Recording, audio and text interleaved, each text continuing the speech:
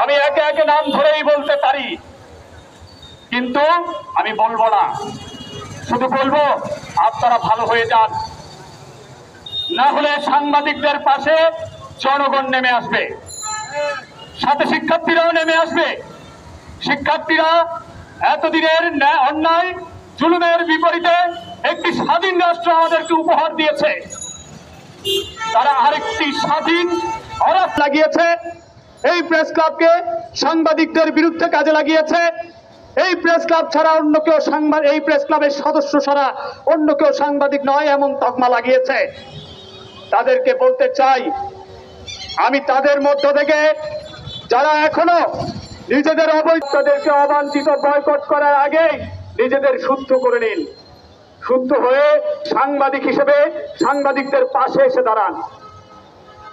আমি আজকে একটি ঘোষণা দিতে চাই, সাংবাদিক ঐক্যের ব্যানারে যে সকল সাংবাদিকরা আমরা এখানে অবস্থান নিয়েছি তাদের পক্ষ থেকে একটি দাবি তুলে ধরতে চাই, প্রেস ক্লাব হবে অরাজনৈতিক একটি প্রতিষ্ঠান।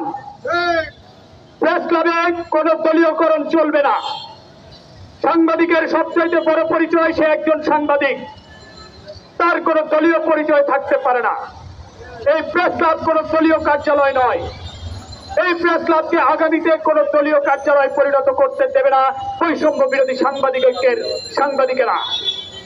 একই সাথে বলতে চাই, এই তাহলে বৈষম্যের শিকার বৈষম্য বিরোধী সাংবাদিক ঐক্যের সাথে সমন্বয় করে মতামত দিয়ে এই প্রেস ক্লাবের তালা খুলতে হবে।